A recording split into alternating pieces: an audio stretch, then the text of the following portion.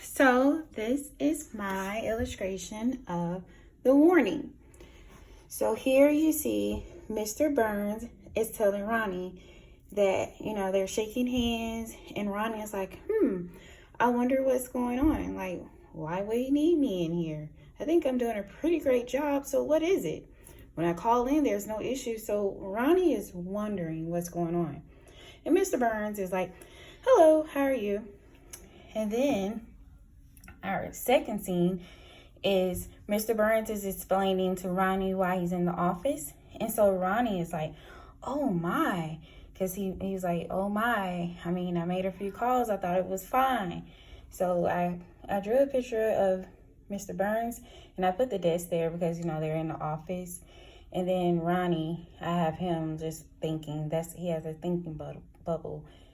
And the next scene is Mr. Burns is telling Ronnie how everything is like failing in their department, and Ronnie is like, oh, I see. He's still kind of wondering, like, why am I here? What's going on? Is this why I'm here?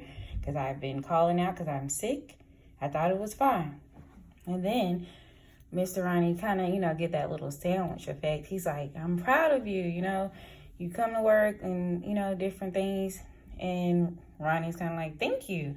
So there he's feeling happy again, but he still doesn't know what's going to happen. So then Mr. Burns just throws it on him, and he's like, too many sick days, your day will be docked. If you call in again, you'll be docked pay. And Ronnie is like, oh no, because Ronnie probably has a family he has to take care of, and he needs his money. So right here, that's why I illustrated that part, because I really think that's important to go to the last scene, which is, here's your warning. So I think this is a big part of it because the story is called The Warning.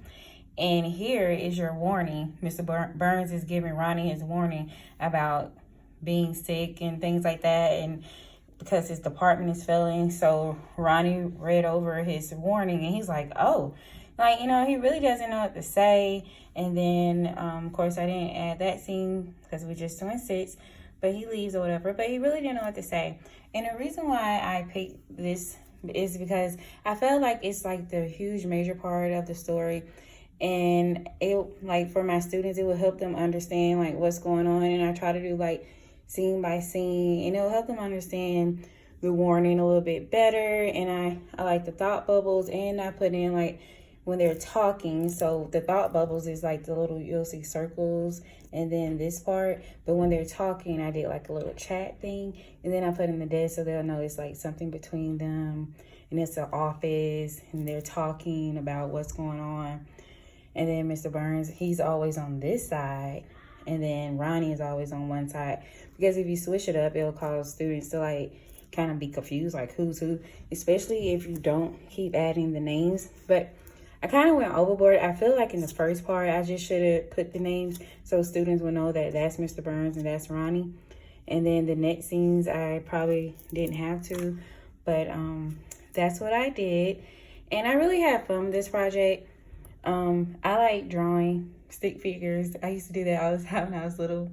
So yeah, but that's why I did this scene, because I really think that it proves like the reason for the story. I thought about the other part when he came into the office and things, but I like this scene a little bit better. So I hope you enjoy, and thank you.